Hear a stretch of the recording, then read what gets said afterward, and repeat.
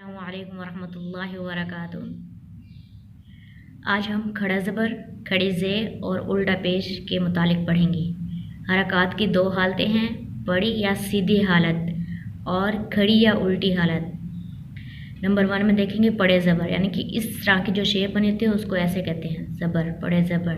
और खड़ा ज़बर की पहचान ऐसे होती है, छोटा सा अलिफ बना हुआ होता है, ये लफ्ज़ के ऊपर होता है, इसे खड़ा ज़बर कहते हैं।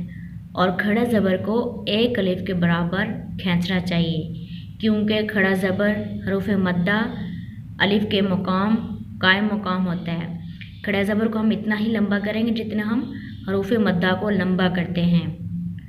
और नंबर 2 में देखेंगे बड़ी ज़ेर ऐसे होती है, और जो ज़ेर होती है वो हर्फ के नीचे होती है।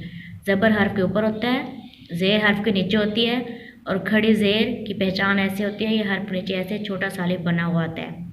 खड़ी ज़ेर को या मद्दा के बराबर खींचेंगे, क्योंकि खड़ी ज़ेर हरूफ मद्दा या के कायम मकाम होती है। इसको भी हम इतना ही लंबा करेंगे खड़ी ज़ेर को जितना हम या मद्दा को लंबा करते हैं। नंबर 3, सीधे पेश और उल्टे पेश की पहचान ऐसे होती है। ये देखिए सिंपल सा पेश बना हुआ है गोल सा, और उल्टा है ये ऐसे मुड़ा हुआ है, ये उल्टा पेश होता है। ये सिंपल सा सीधा पेश होता है। उल्टे पेश को वाव मद्दा के बराबर खींच कर पढ़ेंगे, क्योंकि उल्टा पेश हरूफ मद्दा वाव के कायम मकाम होता है। ये वाला उल्टा पेश है, इसको हम ऐसे लंबा करेंगे जैसे हम वाव मद्दा को लंबा करते हैं।